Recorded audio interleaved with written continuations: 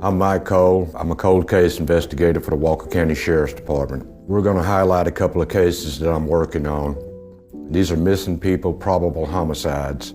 The first case we're going to talk about is Jordan Lee Wilson. Jordan Lee is a Coleman County girl.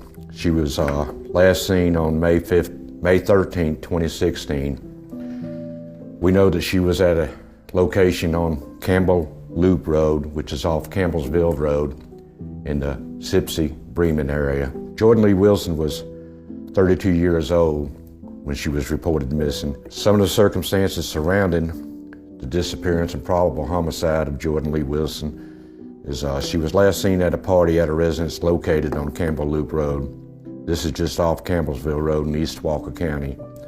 Her vehicle, which was a black Kia, was located approximately 1 mile from this residence in a driveway located on Busby Lane. There was approximately 10 to 20 people at this gathering, at this party that took place on Campbell Loop Road. And according to people we interviewed, there was a lot of drugs being used at this party. She was reported missing by her mother, Judy Thomas, on May 18th, 2016.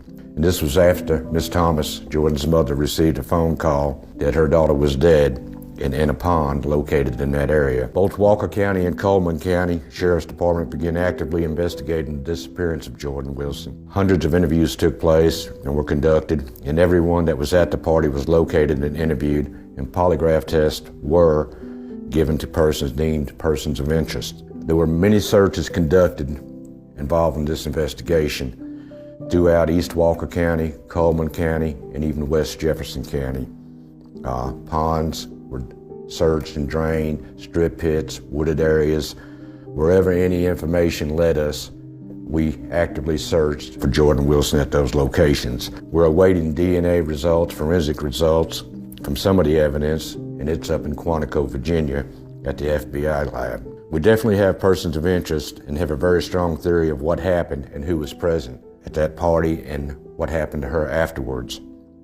As in most cold cases, unfortunately, some of the suspects and others who know have passed away, and that information is gone.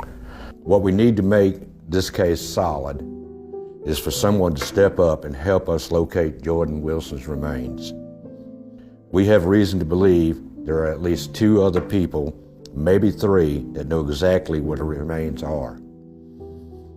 I'm asking the citizens of Walker County, Coleman County, or wherever they may be, that know where her remains are so that we can find Jordan Wilson, return her to her family, but we need to bring this family some measure of peace. When you work these cases, you stay in constant contact with the victims' families.